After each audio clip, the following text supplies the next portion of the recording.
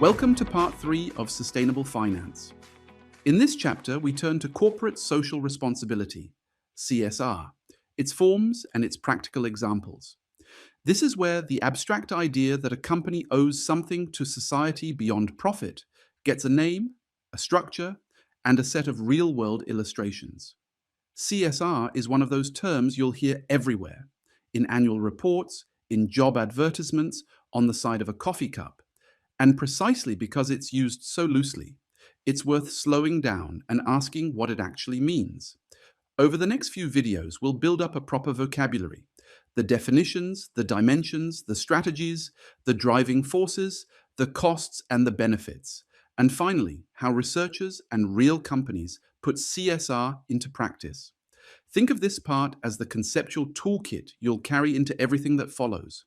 Because once we start measuring sustainability and rating companies, we'll need to know exactly what it is we're trying to measure. And if you'd like to follow along with the whole course, subscribing is the simplest way not to miss a single video. Here's the roadmap for the whole course, so you can see where we are. We began with responsible and sustainable investors versus the traditional idea of shareholder value. Now we're in the second block, CSR, its forms and practical examples. After this comes CSR measurement, then sustainability reporting and ESG ratings, and from there into the big financial sectors, sustainable banking, insurance, investments, and asset management, followed by climate and carbon finance, financial stability and regulation, and finally microfinance and microinsurance. So notice the logic. Before we can talk about how banks or investors act responsibly, we need to understand responsibility itself at the level of the firm. That's the job of this part, at the level of the firm. That's the job of this part. Let me tell you what you should be able to do by the end of this chapter. First, you should be able to define CSR and to reflect on its different dimensions, because as we'll see, it's a genuinely multi-dimensional concept. Second, we'll assess different CSR strategies using a pyramid, in which CSR practices are divided into 4 categories: economic, legal, ethical, and discretionary responsibilities. That pyramid is the backbone of this whole part, so keep it in mind. And third, you should be able to categorize the benefits, both for companies and for society, and to weigh the cost-benefit ratio of actually implementing CSR.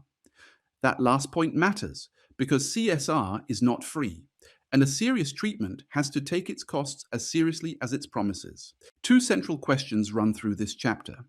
The first,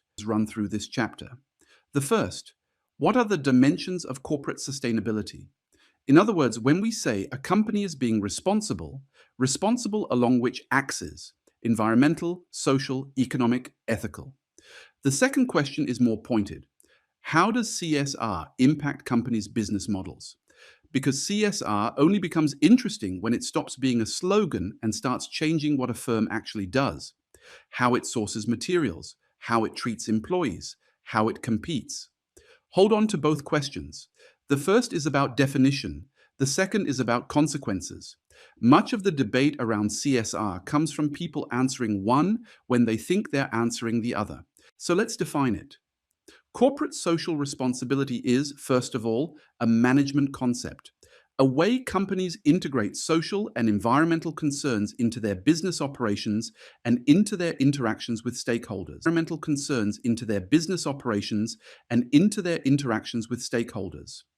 Notice that word, management. CSR is not charity bolted on the side. It's meant to sit inside how the business is run. The most common framing is that CSR is how a company achieves a balance of economic, environmental, and social imperatives. This is the famous triple bottom line approach, while addressing the expectations of both shareholders and stakeholders. And there's a third element that really defines the classical view. CSR is understood as the voluntary contribution of a business to sustainable development that goes beyond legal requirements. Underline the word voluntary and underline beyond legal requirements, because that's the traditional heart of CSR, doing more than the law demands, of your own accord. As this course unfolds, watch how much of that voluntariness is quietly being turned into regulation. There's more than one lens on CSR, and this slide gives us two. The first is the neoliberal perspective. Here, CSR is about the ethical behavior of firms in a world where functions once provided by the state are increasingly privatized. Think of infrastructure or education.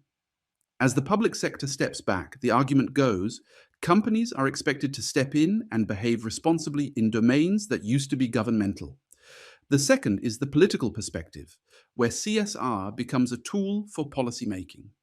Governments look to role model firms, companies that voluntarily do more than the bare legal minimum, in the hope of triggering a domino effect across the economy.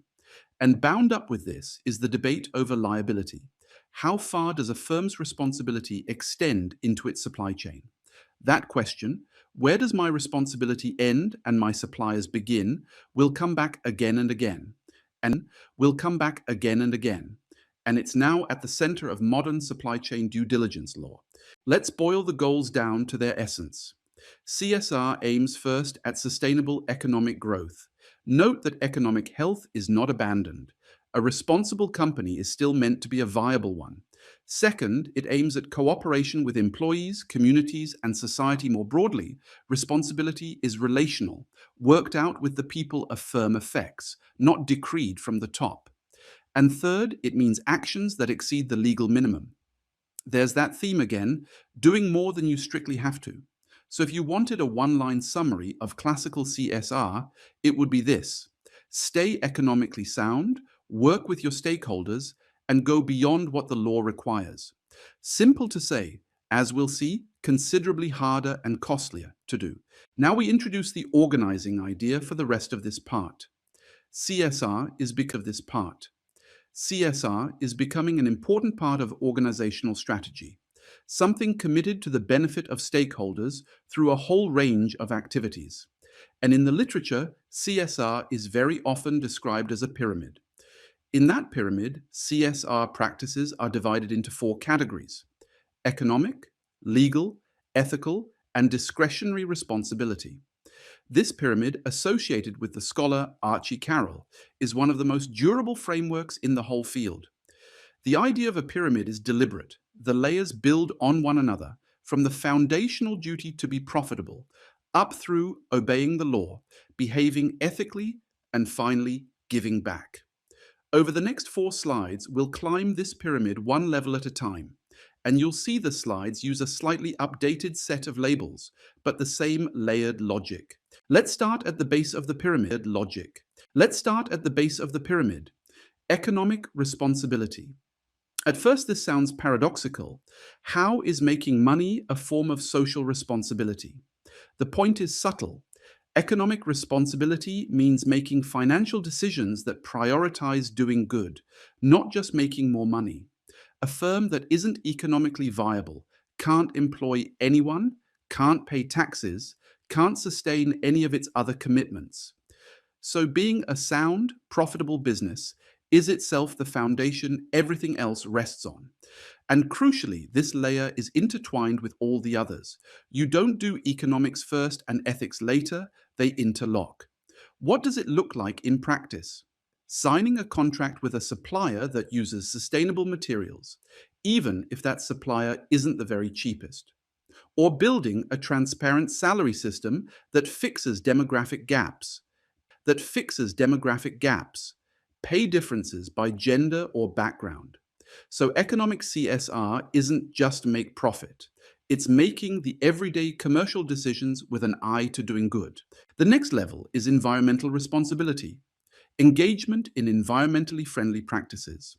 And here the motivation is stark.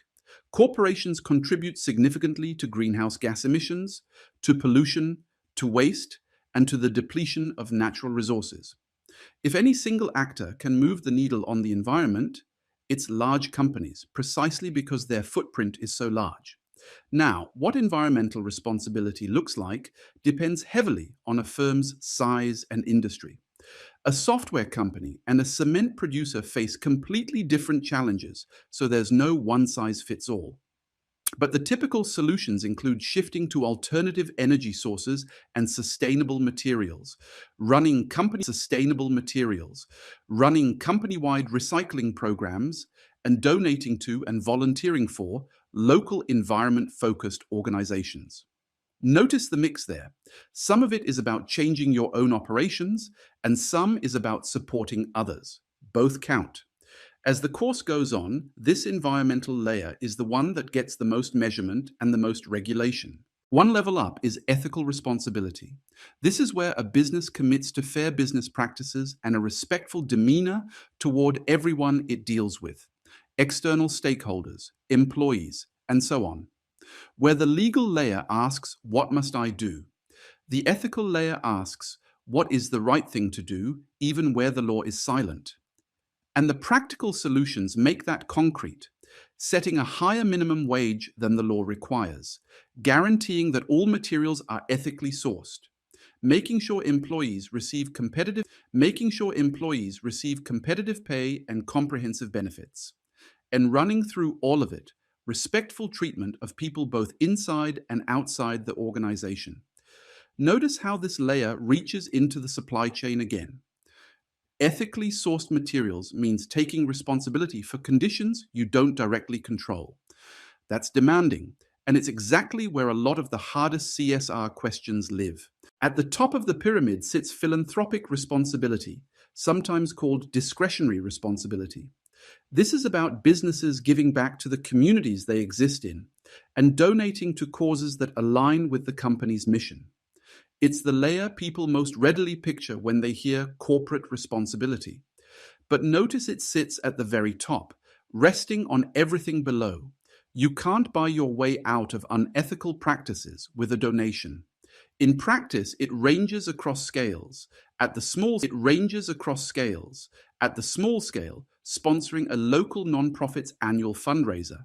At the large scale, donating a percentage of the business's earnings to good causes.